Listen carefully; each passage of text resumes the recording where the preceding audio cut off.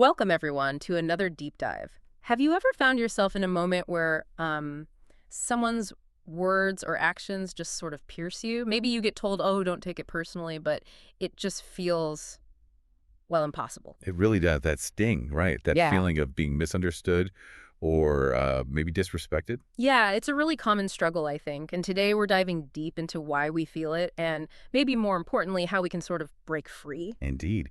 And we're looking at insights from Frederick Imbo's TEDx talk, Yeah. how not to take things personally. Right. And what's great is it's more than just, watching people behave this way. It's like a toolkit, really. Practical things you can actually do. Actionable strategies, yeah. Things that could change your daily interactions, maybe bring a bit more inner peace. Exactly. That's the goal. Okay, so let's guide everyone through Frederick's ideas. Our mission for this deep dive. Let's try to figure out why these little things, these everyday slights, sting so much. And look at the hidden cost of always reacting. And hopefully arm you with two really powerful strategies to sort of reclaim your peace, find a bit more harmony. Sounds like a plan. So Frederick kicks off with this really fascinating story about himself, how he got into this topic. Oh, yeah, the refereeing thing. Exactly. He became a football referee. And not for the money. He says it was like 20 euros a match, which is nothing. Hardly worth a hassle, you'd think. Right. But he did it specifically to force himself to learn how not to take things personally. Which is quite a learning environment, isn't it? A Football match. He realized it's perfect, like the most hostile place you could be. Spectators aren't shouting encouragement, are they? No, not usually. It's more like, Loser, or are you blind, that sort of thing. He saw himself as just this constant scapegoat, always wrong, and he chose to put himself right in the middle of it. it's pretty radical, actually. Choosing an environment that seems so aggressive just to master a skill. Yeah. It really highlights how deep this tendency runs, this taking things personally. It's in all of us. Definitely.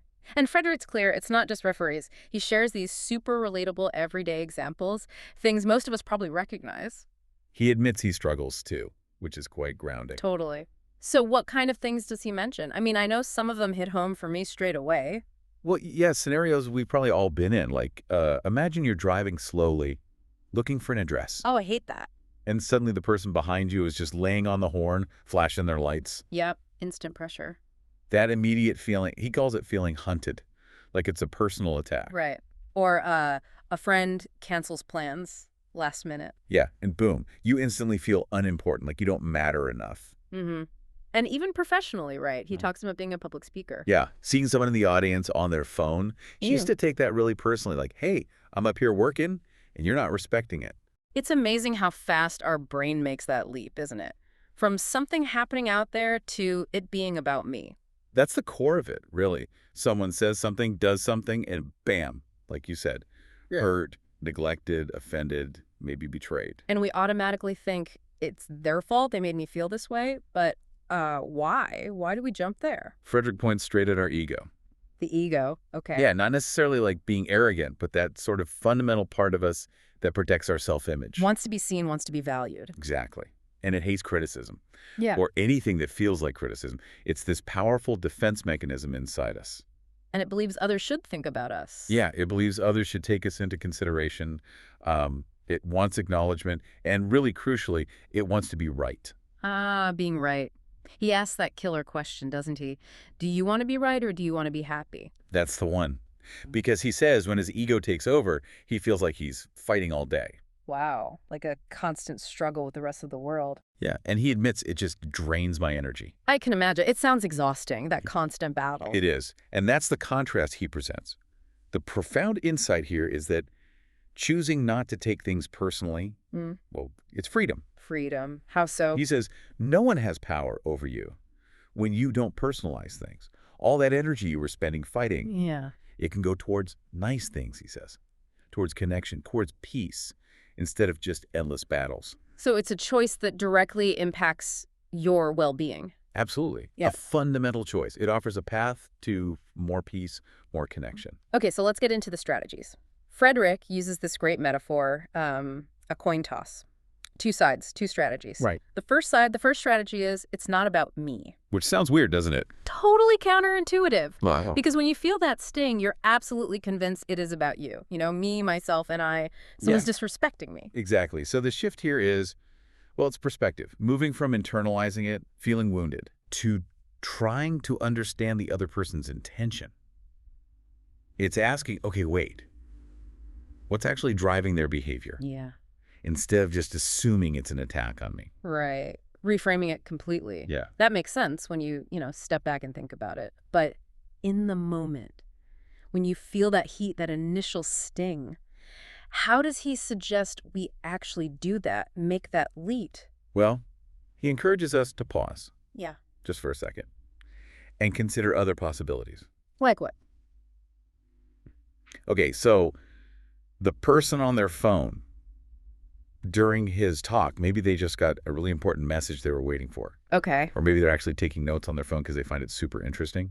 Could be. Or, his other example, little kid screaming, "I hate you," at bedtime. Right. Parents hear that. You don't take it personally, do you? Uh-huh. Because you understand their intention. They just want to stay up longer. It's about what they want. Okay, yeah. And the tailgating driver, probably not attacking you personally. They're just probably in a massive hurry, stressed out. So it's about consciously shifting from, this is about me, to what's going on with them. That's the core of it. But It's not easy. he's very honest. He says it's a hell of a job in real life. I bet our brains are tricky beasts. They are. He mentions like 50,000 thoughts a day, and apparently something like 80% of them can be negative. Wow, 80%. That's huge. So, yeah, his example, two colleagues look over at you and laugh. Good, yeah. What's your first thought? Is it, oh, nice, I like my new shoes? Unlikely. More like, oh, crap, they're laughing at me. What did I do? Exactly. That's the challenge. It takes, as he says, a lot of discipline and training to catch that first negative thought. That self-centered interpretation. Right. And realize, hang on, I have no clue what they're actually laughing about. My ego just filled in the blanks with something negative about me. And this loops right back to the refereeing, doesn't it? Precisely. That's why he did it. He turned those games into his personal training ground for this exact skill. So he's warming up his mind as well as his body. Yeah. Yeah, he talks about giving himself a pep talk in the dressing room. Like, okay, Frederick, watch out. Stuff's going to happen. People are going to shout nasty things. Don't take it personally. It's not about me. Yeah. They just want their team to win. They just want to be right. He's actively focusing on their intention, their desire for their team to win, not seeing it as a personal attack on him. And did it work for him? He said it made a big difference. Okay. He feels much more at ease on the field. He's less easily thrown off balance when coaches or players or fans disagree with a call. So he can manage the game and himself better? Yeah, it just shows the power of that reframing. Looking through the lens of the other person's intention leads to a calmer inside, more control. Okay, but Frederick's also really honest, isn't he? He says this first strategy, it's not about me. It doesn't always work. No, sometimes it just doesn't cut it. Some shouts, he says, really hit a raw nerve. Like what? What hits him? Things like, you're a loser, choose another hobby, that kind of stuff. Ouch. Yeah. And when that it's not about me strategy fails, when you still feel that deep sting, that's the cue. Time for the other side of the coin. Exactly. Time for it is about me. Okay, so if it is about me, what does that actually mean? What do you do then? It means it's time for some deep self-reflection. You have to, as he puts it, look in the mirror and question yourself. It's hitting something real inside. Often, yeah. It touches on an insecurity, maybe a part of yourself you haven't quite made peace with. Like for him, being a referee without having played football. Exactly. So when people yelled insults about his competence, it landed because deep down, especially early on, he had his own doubts, his own insecurity about it. That makes sense. He gives other examples too, right? Yeah, like the driving one again. Even if he knows the driver behind is just in a hurry. He still might take the honking personally. Sometimes, yeah. Why? Because deep down, he knows maybe he was driving a bit too slowly, searching for that address. And he dislikes, quote, that clumsy part of myself. So it connects to a self-criticism. Right. And he has that brilliant analogy. If someone walks up and calls you an orange. You just think they were crazy. Exactly. You don't take it personally because there's absolutely nothing in you that believes it could be true. Okay. But if someone says, Frederick, you are so selfish. He takes that personally. Why? Because, he admits, there is some truth in it. At least a part of him recognizes that potential in himself. So the pain comes from that little grain of truth or perceived truth, that self-recognition. That's his argument. Criticism only really truly hurts if it touches a raw nerve. And where did those raw nerves come from? Often, he suggests, from our past, childhood experiences maybe. Well, what kind of thing? He gives that example of, say, coming home really proud with a 9 out of 10 on a test. Yeah, and your parent says, "Hey, great, and why not a 10? Oof. Never quite good enough. Exactly. That early feeling of maybe not measuring up, even when you achieve something good, that can create a real vulnerability later in life. Makes adult criticism sting way more than it perhaps should. Okay, so that raw nerve gets hit.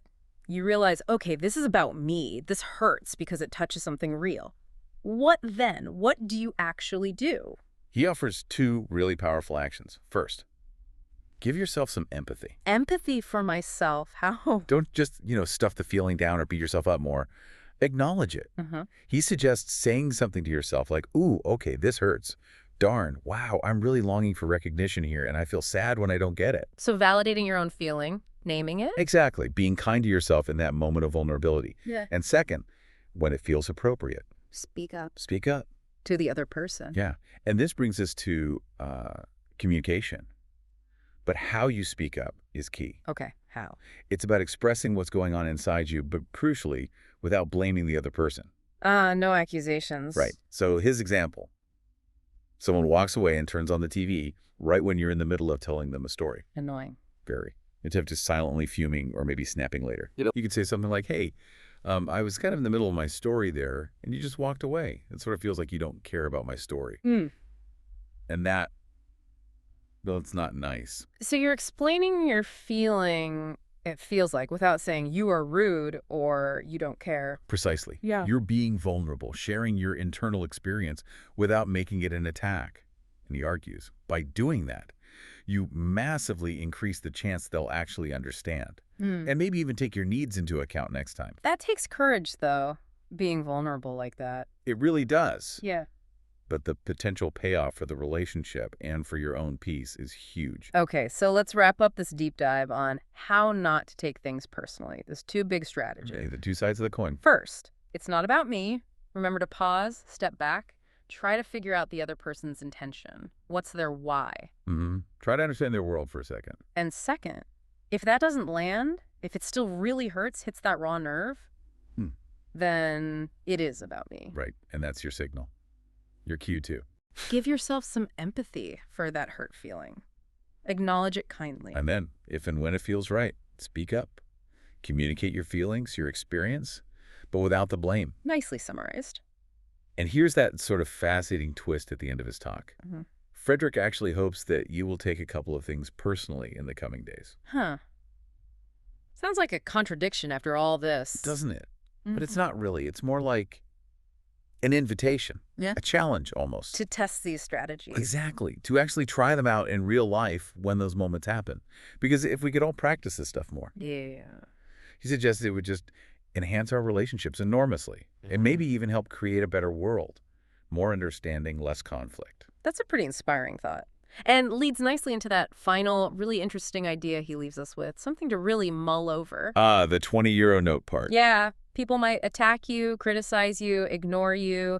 They could crumple you up with their words, spit you out, maybe even walk all over you, metaphorically. But just like that 20-euro note he holds up in the talk, no matter what anyone does or says to you, you will always keep your value. Exactly. Your inherent worth remains unchanged.